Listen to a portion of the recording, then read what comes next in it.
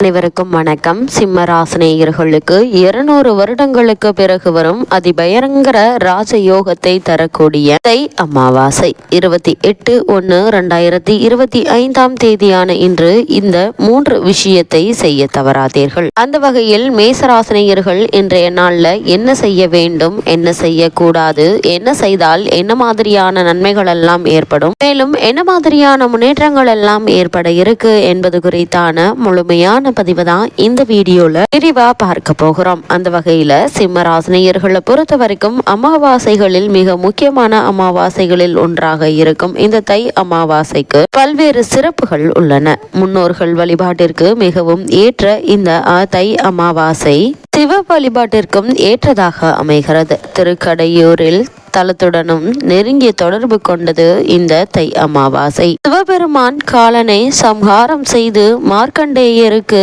சிரஞ்சீவி வரம் அளித்தது இங்குதான். அதே போல் அன்னை அபிராமி பட்டருக்காக தை அமாவாசை என்று முழு நிலவை காட்டியதும் இந்த திருக்கடையூரில் தான். இங்கு தை அமாவாசை என்று விழா எடுத்து மிக சிறப்பாக அபிராமி அமாவாசை என்று நிலவு காட்டிய உற்சவம் நடைபெறும்.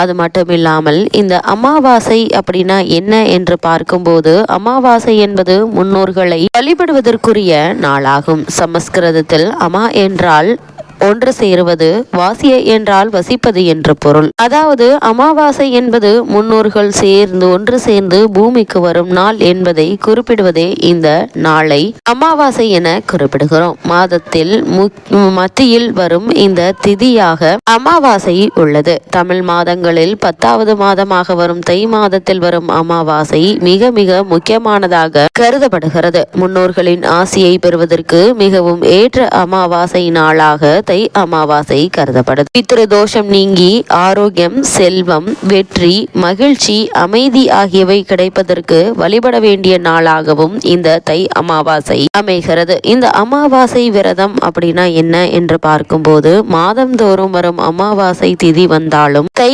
ஆடி மற்றும் புரட்டாசி மாதங்களில் வரும் 3 அமாவாசைகள் மிக மிக முக்கியமானதாக கருதப்படுது. மற்ற அமாவாசைகளில் விரதமிருந்து முன்னோர்களுக்கு தர்ப்பணம் கொடுக்க தவறி இருந்தாலும் இந்த 3 அமாவாசைகளில் கண்டிப்பாக முன்னோர் வழிபாட்டினை முறையாக மேற்கொள்ள வேண்டும். இவற்றில் தை அமாவாசை என்பது தை மாதம் துவங்கி ஆனி மாதம் வரையிலான உத்தராயண காலத்தில் வரும் முதல் அமாவாசையாகும். பித்ருதோஷம், பித்ரு சாபம் நீங்க வேண்டும் என்பவர்கள் தை அமாவாசையில் முன்னோர் வழிபாட்டினை தவறாமல் மேற்கொள்ள வேண்டும். இன்று முன்னோர்களுக்கு தர்ப்பணம் கொடுக்க காரணம் என்ன என்று பார்க்கும்போது, ஒருவர் இறந்த பிறகு அவரது ஆன்மாவானது உடலில் இருந்து பிரிந்து பரலோக பயணத்தை துவங்குகிறது.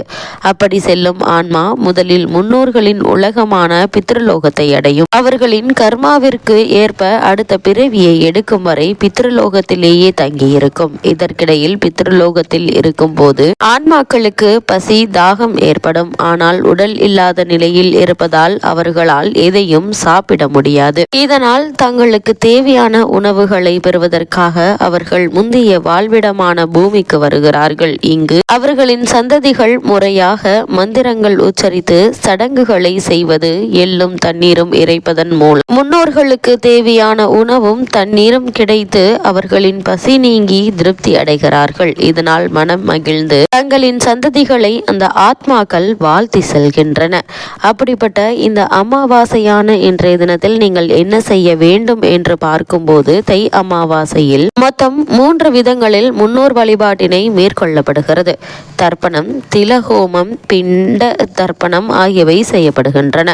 இவைகள் இறந்த போது செய்யப்படும் சிராத்த காரியங்களை போல் மிகவும் புனிதமானதாகும். நீர்நிலைகளுக்கு அருகில் இருக்கும் புனித தலங்களில் இவற்றை செய்வது மிகவும் விசேஷமானதாகும். காசி, ராமேஸ்வரம், ஹரித்வார், திரிவேணி சங்கமம் ஆகிய இடங்களுக்கு சென்று தர்ப்பணம் கொடுப்பது மிக மிக விசேஷமானதாகும். அன்றைய தினம் முன்னோர்களின் பெயரால் தானம் அளிப்பதாலும் முன்னோர்களின் ஆத்மா மகிழ்ச்சி அடையும். இந்த ஆண்டை பொறுத்த வரைக்கும் எப்பொழுது இந்த தை அமாவாசை கொண்டாடப்படுகிறது என்று பார்க்கும்போது, 2025 ஆண்டின் முதல் அமாவாசையாக வரும் தை அமாவாசை ஜனவரி 28 மற்றும் 29 ஆகிய தேதிகளில் வருகிறது.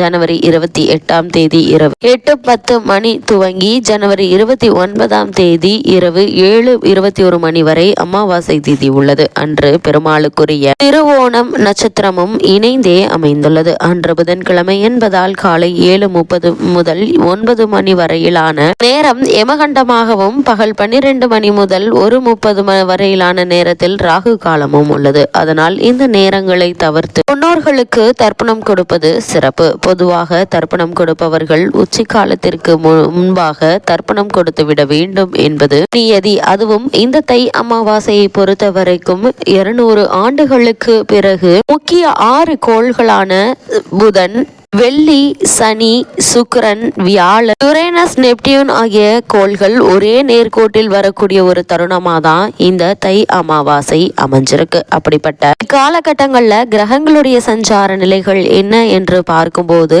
ரிஷபத்தில் குரு பகவானும், மிதுனத்தில் செவ்வாய், வக்ரம் பெற்றும், கன்னிராசியில் கேதுவும், தனுசு ராசியில் புதனும், மகரத்தில் சூரியனும், கும்பத்தில் சுக்கிரனும், சனி பகவானும், மீனத்தில் ராகுவும் சஞ்சரிக்கிறாங்க. இந்த கிரகங்களுடைய சஞ்சார நிலைகளின் காரணமாக சிம்மராசினியர்களுடைய வாழ்வில் மேலும் என்ன மாதிரியான நன்மைகள் எல்லாம் உங்களுடைய வாழ்வில் ஏற்பட இருக்கு என்று பார்க்கும்போது, ராசிநாதன் சூரியன் உங்களுடைய ராசிக்கு 6ஆம் இடத்தில் வலுவாக இருக்கிறாரு. உங்களுடைய ராசிக்கு சப்தமஸ்தானத்தில் சுக்கிரன் இருப்பதும் நல்ல ஒரு அமைப்பு என்று தாங்க சொல்ல வேண்டும். அது மட்டும் இல்லாம உங்களுடைய ராசிக்கு 11இல் செவ்வாய் வக்ரம் பெற்றும் நிதி சிக்கல்கள் இருந்தாலும் அதை குறித்து கவலைப்பட வேண்டாம் என்பதை கிரகநிலைகள் அறிவுறுத்துது. அது மட்டும் இல்லாம குரு உங்களுடைய குடும்ப ராசியை பார்ப்பதால் குடும்பத்தில் ஏற்பட்டு வரும் கடுமை குறைய இருக்குதுங்க. குடும்ப நிலையில் உள்ள கசப்புகள் மாறும். அதே போல் போட்டிகளுக்கு இடையில் தொழில் முன்னேற்றத்தை நோக்கி நகரக்கூடிய ஒரு தருணமாக தான் இக்காலகட்டம் அமைஞ்சிருக்குது. தெய்வ தரிசனம் உண்டுங்க. பெரியவர்களுடைய ஆசைகளும் உங்களுடைய தொல்லைகளை குறிக்கும். இடப்பிரச்சனைகளில் இருந்த சிக்கல்கள் நீங்கக்கூடிய ஒரு தருணமாக தான் இக்காலகட்டம் அமைஞ்சிருக்குது. விற்க வேண்டிய இடம் நல்ல விலைக்கு போகுங்க. அதே போல் சகோதர ஒற்றுமை பலப்படக்கூடிய ஒரு தருணமாக தான் இக்காலகட்டம் இருக்குது என்பதை கிரகங்களுடைய சஞ்சார நிலைகள் தெளிவாகவும் உறுதியாகவும் எடுத்து காட்டுது. சிம்ம ராசினியர்களை பொறுத்த வரைக்கும் மேலும் என்ன மாதிரியான விஷயங்கள்ல நீங்கள் கவனமாக இருக்க வேண்டும் என்று பார்க்கும்போது உங்களுடைய ராசிக்கு 2ஆம் இடத்தில் கேது இருப்பதும், அஷ்டமஸ்தானத்தில் ராகு இருப்பதும் ஆரோக்கிய குறைவை காட்டுதுங்க. அடிக்கடி மன நிம்மதி குறையுங்க. ரத்த அழுத்தம் போன்ற நோய்களால் அவதிப்படுவீங்க. சற்று கவனமாக இருக்க வேண்டும். அதே போல் திருமண முயற்சிகள்ல தாமதம் ஆகுங்க. அதே போல் குழந்தைகள் பற்றிய கவலை அதிகரிக்கும். கலைத்துறையினர்கள் மிகவும் கஷ்டப்பட்டு தான் தங்களுடைய வாய்ப்பினை பெற வேண்டி இருக்கும் என்பதையும் கிரகநிலைகள் மீண்டும் மீண்டும் அறிவுறுத்தது. சிம்மராசினியர்களுக்கு கிரகநிலைகளின் ரீதியாக கூறப்படும் பரிகாரம் என்ன என்று பார்க்கும்போது லட்சுமி நரசிம்மரை வணங்குங்க. எண்ணற்ற நன்மைகள் உங்களுடைய வாழ்வில் ஏற்படும். அது மட்டுமில்லாமல் இன்றைய நாளில் முன்னோர்களுக்கு திதி தர்ப்பணம் கொடுத்து வழிபடுவது எண்ணற்ற நன்மைகளை ஏற்படுத்தும்.